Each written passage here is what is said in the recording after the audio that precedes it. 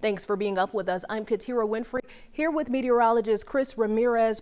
Michael Brennan with the National Hurricane Center is standing by. But first, Chris, let's get right to this forecast. Yes, Katira, of course, Beryl is a tropical storm, so it's not looking too impressive right now on radar, but we're seeing signs of it strengthening already as we go into the next few hours. You're able to see the start of that rapid intensification, and it is expected to strengthen into a hurricane right prior to landfall. Right now, as of the 7 a.m. advisory, it has 60-mile-an-hour winds moving west-northwest at 12 miles an hour. As we look at the updated track of the storm, it's going to be making landfall somewhere along the Texas coast from Corpus Christi near Matagorda Bay on Monday afternoon with 90-mile-an-hour winds. And we are seeing parts of Houston under that cone of definitely expecting that to continue for the next 48 hours. So folks that are along the coastal areas from Brazosport all the way down to Port Mansfield in the Rio Grande Valley, they're under a hurricane watch. But one thing to note is that storm surge watch and that storm surge potential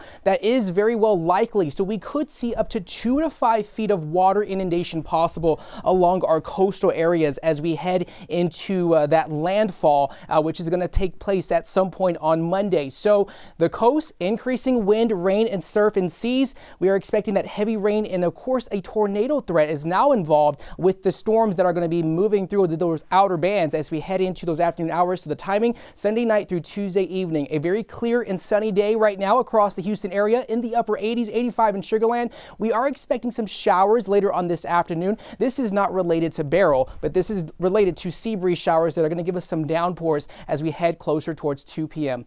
Back to you. The National Hurricane Center Director Michael Brennan is joining us now to give us some insight into this storm. Michael, first, what's the latest the NHC is seeing in Beryl's track?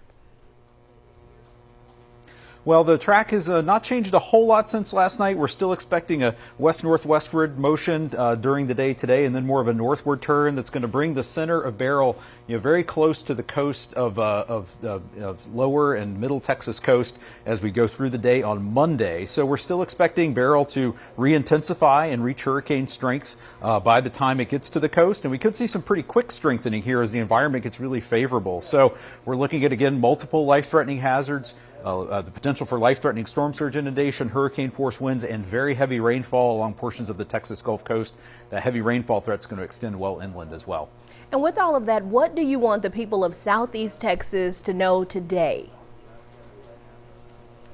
Well, today is really your day to prepare. Conditions are going to start to deteriorate during the day tomorrow, and especially tomorrow night and into Monday. So folks who are in this storm surge watch area, basically all the way up to High Island, you have the potential for life-threatening inundation. We could see 2 to 4 feet of inundation above ground level in places like the Bolivar Peninsula up into Galveston Bay. So if you live in an area that's prone to storm surge, you want to take precautions today. Get ready to protect your home, your property. If there are any evacuation orders, you should leave if you've been asked to by your local officials. And again, in terms of the timing, we're really looking at tropical storm force winds reaching portions of the Texas coast Sunday evening. So you have today, Saturday, and most of the day tomorrow to continue to get ready for the storm and make any preparations you need to make. All right, Michael, so how challenging has this storm been to track? Well, it's been a challenging storm. Beryl's had got very powerful in the Caribbean Sea, Category 4, Category 5 hurricane, devastating impacts. And then as it's moved across the Yucatan Peninsula on Friday, the storm is weakened. Right now it's a tropical storm with a maximum winds around 60 miles per hour, but we are expecting it to, as it moves over those Gulf waters and gets into a more favorable environment, to re-intensify. And again, the track here is a little challenging too, because with a track sort of parallel to the coast, it doesn't take a huge shift away to, say, the right of our track to have landfall much farther up the Texas coast, or to the left of the track to have it come in farther south. So that's why we've issued such a big hurricane watch that goes all the way from the mouth of the Rio Grande all the way up to San Luis Pass, and with that storm surge watch for the potential of that life-threatening surge inundation all the way up to High Island. All right, so what will the next 24 hours look like? Well, we're only expecting very slow intensification through the day today and even into overnight tonight and early Sunday morning, and then expecting more quick intensification as Beryl approaches the Texas coast, basically starting during the day Sunday and continuing up through landfall. So we are expecting Beryl to intensify and regain hurricane intensity. After that time, it's going to move quickly inland, and I do want to touch quickly on the rainfall threat. We are looking at the potential for 5 to 10 inches of rain, widespread totals with isolated amounts as high as 15 inches along the Texas Gulf Coast and inland over East Texas beginning Sunday and continuing into the middle of next week. So a potentially multi-day heavy rainfall event with the potential for some pretty significant flash flooding in areas.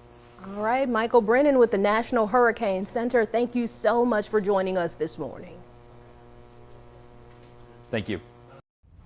And state officials are activating emergency resources ahead of Beryl's arrival. 40 at-risk counties are now under disaster declaration. That includes Matagorda and Wharton counties. Harris County is not on the list, and that's why it's important to keep a close eye on the forecast this weekend. There's a lot of uncertainty still. We've actually activated our EOC, Emergency Operations Center, to a level 2, so it's basically a heightened awareness. And with many people down at the beach for the holiday weekend, Galveston County is also preparing for what's to come, and Beach Patrol is ready to start pulling things off the beach. One thing we may have to do is pull the towers off the beach early Sunday morning if the tide forecast warrants that. If that's the case, it's going to be tough, but we're going to make it happen as far as continuing our coverage of the beaches and still protecting all this equipment that's down on the beach. As for this weekend, you can expect rip currents up and down the Texas coast. Officials are urging beachgoers to keep an eye on warning flags before going into the water. And now is a good time to review your family's hurricane plan. Get the KHOU 11 Hurricane Guide right now by scanning the QR code on your screen. We have checklists and maps of evacuation routes. The guide is available in English and Spanish.